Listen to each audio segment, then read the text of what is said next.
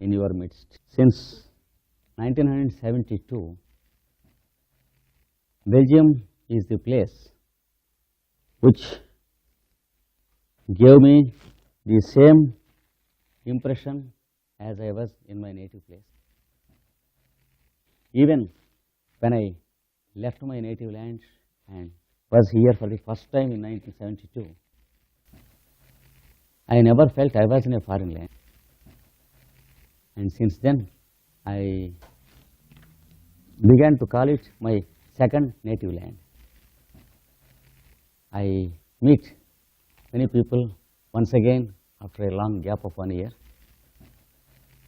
and I greet them on behalf of India. I carry the best wishes of India to all of you. And the program of this year starts with a very difficult and abstract subject. That is the symbolism of triangles, I think. It is a subject about which there is much literature in the world, not only in the 19th and 20th centuries, but also in the past millenniums of the world. There is no scripture of any nation that has not explained something of the secrets of the triangle. And there is no thinker, master and philosopher who have not explained something useful about the triangle. And it is a profound subject, a subject for about 7 or 8 lectures. But today we will deal with the most important features of the valuable speculations of the ancients about the triangle. We should have a selective way of doing things, since the time at our disposal is short.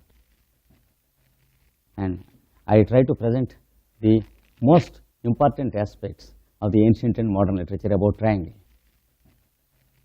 The first and the most interesting aspect is about the threefold nature of the universe. Madame Blavatsky, for the first time, made a very significant statement in one of her big books, a book named Isis Unveiled, that the whole creation is a triangular force, a threefold activity, and the secrets of creation are locked in the threefold nature of creation. And there is only one key to unlock it. And unless we try to open the lock with that one original key, we are not allowed to enter into the hall of the mysteries of nature. And the one key that is really the original key is the nature of man or the individual. So it is also threefold. The threefold nature of creation is the one lock which locks the box of mysteries. And the threefold nature, thank you, and the threefold nature of man is the key with which we have to unlock the lock. But we tried with many keys for a long time, and there is no result. We had to wait outside, sometimes on the different steps of our planes of consciousness, sometimes on the plain ground, sometimes in terms of horizontals, sometimes in terms of verticals. But until we could get at the correct key, no duplicate could open the door. This is the story of today's subject, and we try to understand it with a practical key, because it is better to have a practical class before we try to understand something deep. And Blavatsky explains the threefold nature of creation and the threefold nature of the human being. And she explains exactly in accordance with the explanation of the ancient scriptures. And let us try to understand without any difficulty, because the subject is rather subtle. Though it is not difficult, it is a bit unfamiliar, and we do not many times recognize that the threefold activity of mind is inevitable in our daily routine. We can never avoid a triangle which is around us. If you want to open the door with the key, you are there as one subject, the key is there as the second thing, and the attempt is there as the third thing. And if you want to read a book, you are there as the reader, the book is there as the second item, and the process of reading is there as the third item. If you want to do anything, you have the triangle of the doer, the done, and the deed. And no one can avoid this triangle. This is called the triangle of inevitability in the ancient scripture. It is also called the threefold nature of mind, because this triangle exists nowhere except in the mind. Wherever there is mind, there is what is called objectivity. Wherever there is objectivity, there is this triangle, and it is inevitable. If I want to eat, I am there as the eater, the food is there as the eaten, and the process of eating is there as the action. This is the reason why the expression of the mind shapes into a threefold nature, which is expressed into the form of a sentence, which we call having threefold nature of subject, object, and predicate. Wherever there is a sentence,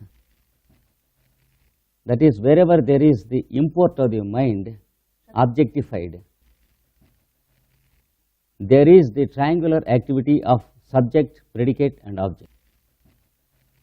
So, the grammar of sentence in every language includes the same thing. And as long as we are under the influence of this triangle, we are under the influence of logic. We may think we are safe, but we are under the influence of our own logic, that is individual logic. This triangle makes us differ from the logic of others. I may believe sincerely that I am quite logical in my way of thinking and doing, but wonderfully enough, I am logical in my own way, not in a general way. So, we can suspect that there is a false logic and a true logic in nature. True logic is that which is common between two persons, and which Pythagoras calls the divine logic. It exists, as far as we know, only in arithmetical calculations and nowhere else. If you say 3 into 4 is equal to 12, there is no one who objects to it, because here the logic is common. This is what Pythagoras called divine logic. But if I say this book is very good, you may accept or may not accept. And if I go to appreciate something, I am not sure that it may be also appreciable to your mind. That means we have a logic which is purely personal, which still appears to be logical, and which is the result of the individual psychological mechanism and the result of the first three lower principles of the human constitution, that is matter, force and mind. When we are in the plane of the first three principles, we have our own logic quite different from the logic of others. Only when we have a means to enter into the higher principles, that is the fourth, fifth, sixth and seventh, we can find something in common. That's why Pythagoras says that the lower numbers finds their LCM in higher numbers. For example, 3 and 4 has nothing common between them, but if they go into the next decimal scale, there is number 12, which includes the two numbers. As a corollary, Pythagoras says that as long as the human individuals are on the lower principles, they are bound to differ from each other, because each has only one numerical potency as his expression number, and he can find something in common with others only when he is able to enter into the buddhic plane, that is the semi-subjective plane of the human consciousness, beyond mind. As long as we are on the mental plane, we are on the objective plane, we are bound to differ from each other. I am bound to have my own way of understanding something. Each one of us are looking at the same world,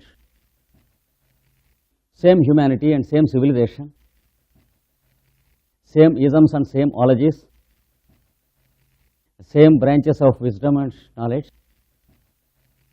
but each fellow of us reacting in his or her own characteristic way which differs from others.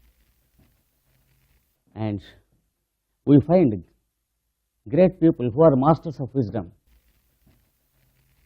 who are able to enter into the psychology of mankind, who feel the need of all and everyone. They are those who have essentially crossed the third principle and entered into the fourth one. That means crossed the plane of individual and personal requirements, trying to understand the fourth principle. This is the threefold nature of human mind, and until we find a way to come out of the triangle and find ourselves free from the triangle, we cannot hope of entering into the kingdom of real wisdom. Before that, what we have is only knowledge and not wisdom which can help everyone. We will be able to differentiate between knowledge and wisdom. Knowledge belongs to the intellect. Wisdom belongs to ourselves. First of all, we should be able to feel ourselves different from our own intellect. Many are the people who identify themselves with their own intelligence, and as a result, they work as slaves of their own intelligence instead of using the intelligence as their own implement. There are people still who are in still worse state, who believe that they are their own mind and then live as dogs of their own mind, controlled by their mind and following their mind instead of leading the mind with them as their own dog. So there are two states of spiritual evolution in the individual. One is man being led by mind or intelligence like a dog, or man leading mind and intelligence as two dogs. It is left to us.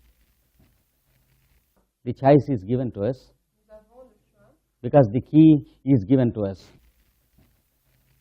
The one key which is given to the human kingdom, it is not there with any other kingdom in the world. That is what is called discrimination. Since this key is given to us, the choice is left to us, and the right to choose is left to us. We are expected to use everything according to our own likes and dislikes. It is left to me if I drink the water or not. Whereas in the other kingdoms, for example, the animal kingdom, it is not left to them. Nature guides them. When the animal is thirsty, nature compels it to drink. And when the thirst is quenched, nature stops the animal to drink further. Same thing with food, sleep and sex. But the right of choice and liberty is given to the human individual because the power of discrimination is given to the human individual. And as long as we are under the influence of this triangular activity, we are bound to behave only according to the mind and intellect. Because we are in objectivity and we have not yet entered into the threshold of subjectivity. There is only one state when the untrained human individual enters into subjectivity, and that is sleep. But unfortunately, it is as useless as anything to the individual to tackle, because the individual is totally absent during sleep. Though there is the great opportunity of entering into subjectivity, the individual has no scope to take the opportunity. We want another state of consciousness in which we are not sleeping, yet we have entered into the subjective awareness of ourselves. When we can break this triangle, we can enter into that state of consciousness which is called subjective awareness, which is also called the fourth state in the scripture. Because now we know only one of the three states of consciousness. One is objectivity, that is our awakened consciousness. Two is dream. 3 is sleep. We don't know a fourth state of consciousness.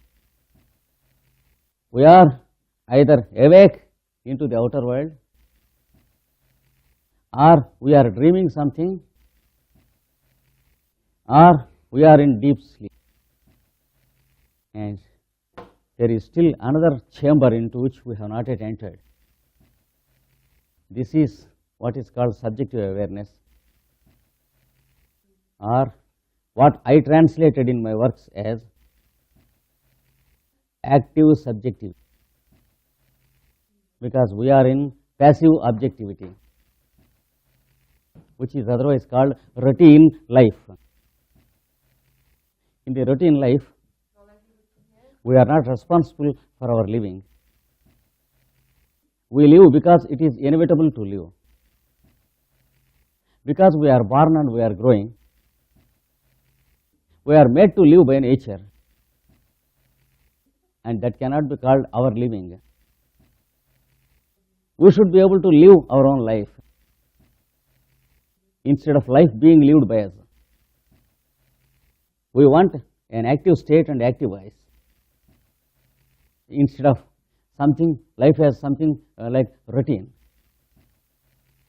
We get up from the bed because we wake up in the morning, for which we are not responsible. Because waking up from sleep is in no way concerned with us, though we are concerned with everything after that point. Then once we wake up, then we can be held responsible for everything until we sleep again. So it is an automatic activity for which we are not responsible. We are driven into life instead of living. The result is we are living away life instead of living life. Somehow we are spending the duration with a sweet hope that we can live until we die. We are happy because we do not know the truth that we are not going to die. We sincerely and foolishly believe that we die someday. Whereas what we call death is only to the mind and the senses and the body. That is the first three principles, the lower principles. The higher yourself, you will travel from body to body. You will choose your own environment and parents. And the moment you enter into the three lower principles, your individual consciousness is shut down away from the higher consciousness. And once again, you begin to live from the day of birth until the day of anticipation, that is death. The result is many of the actions of the individuals are death conditioned. Many people do things because they want to do them before they die. I want to construct a big house for my children before I die. I want to see that my sons are married before I die. I want to go around the globe before I die. So we are often driving our car to the dead end of a wall, whereas the fact is there is no wall there. We are driving and driving through thousands and thousands of years along with our evolutionary path. Every moment believing that there is a wall where we have to stop our journey. This is because of the triangular activity of our mind. We have to come out of the triangular activity, find out the fourth way, about which there is quite a big volume by one of the foremost thinkers of the 19th century called Opensky. Opensky, the faithful disciple of Gurdjieff. So we want a fourth way. That is real awareness where we are not objective. Where we are subjective, yet we are there without sleep. Now, let us try to know how to make an entrance into that awareness. It's not so very difficult. But unfortunately, our elders have not trained us into the way. It is very easy to enter into that state of awareness and live life, making life as sweet as possible. But our ignorance makes us stop at the door, because unfortunately we brought the wrong keys. We have to wait until we bring the right key. It is only unfamiliar and not difficult. Our parents have not trained us in the right path, and our professors in the universities have not trained us into that path, because for about 3 or 4 generations, they are the children of people know better than ourselves. So the result is we have no university professor having the stature to give us the path, and no university worthy the name which can give us the science called the science of man. Except the right key, it is giving us everything, and we are burning all our time with the university. It is very easy for you to make an entrance into that stage.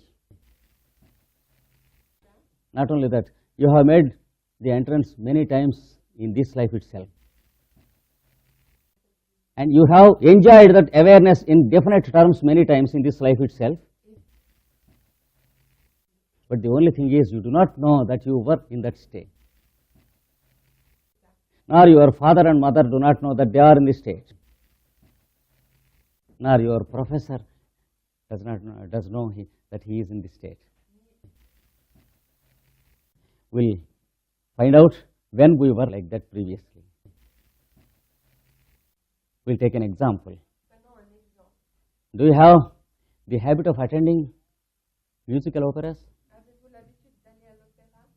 Of course, good music. There are 2 types of music, just as we have 2 types of every good thing. One is music of enjoyment and the other is music of excitement. Just as we have sex life for enjoyment and sex life for excitement. Those who do not know that there is enjoyment, they are unfortunate fellows who spend life in excitement. Those who know the taste of enjoyment, they are never foolish again to go into excitement. So, you should be in a state to distinguish between excitement and enjoyment. That is nervousness and I amness. For many unfortunate fellows, their nerves are themselves. They should remember that their nerves belong to themselves and they do not belong to their nerves. So there is music of enjoyment and music of excitement. Those who have come to the stage of evolution to choose to attend the music of enjoyment, those who have come to the stage of choosing the right thing for themselves and realizing that they have the right to reject the wrong thing, they go and sit in the correct place in the musical opera. And there are 3 things at the triangle the moment when they go and sit down there. One is the persons who are giving the music. The second thing, himself, the audience. Third is the relationship. And if the music were of a high order. If the person attending was having a good taste, you know what happened? After a few minutes, the environment disappears from the mind, because environment exists only to the mind, not to the objective world. This psychological fact is not known by the modern psychologist, because modern psychology is still in a Paleolithic condition. It is in a state of analyzing problems without presenting solution. Psychology can tell you why you don't sleep, but it has nothing to offer to you how to sleep. So once again, we have to go to the true science of psychology, which has been cut off from after the time of C.C. Jung. And let us hope once again that it will be starting. And now, since there is no environment, since environment exists only to our mind,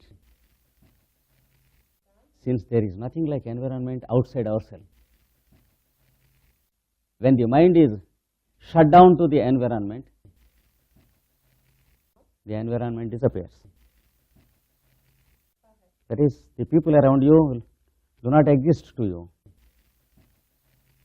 The hall does not exist to you.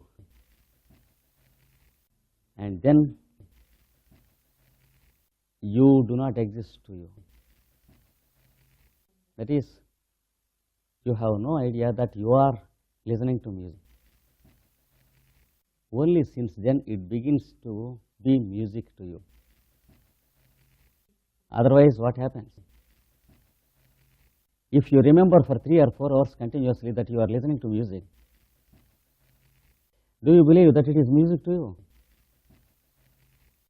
No, it is not music, it is panic. If someone remembers that he is listening to music, it is something other than music. Just as if anyone remembers that he is sleeping, it cannot be sleep. It is anything but sleep. Same is the case with music also. From the moment you forget that you are listening to music, it begins to become true to you. So, one side of the triangle disappears. And after some time, the musician ceases to appear before you. In the beginning, we may be joking about the musician's face. Sometimes the fellow is having a big mole here, or if he happens to come from some country like India, he will be having some flower in his ear. We will be commenting about him, because we are living in objectivity. But after a few minutes, the mole never appears to you, because the musician himself never appears to you. There is no musician, there is only the music, and you are enjoying it. So, the object disappears after some time. And then there is only one thing, a sense that music is being enjoyed. And if still you belong to a high order of evolution,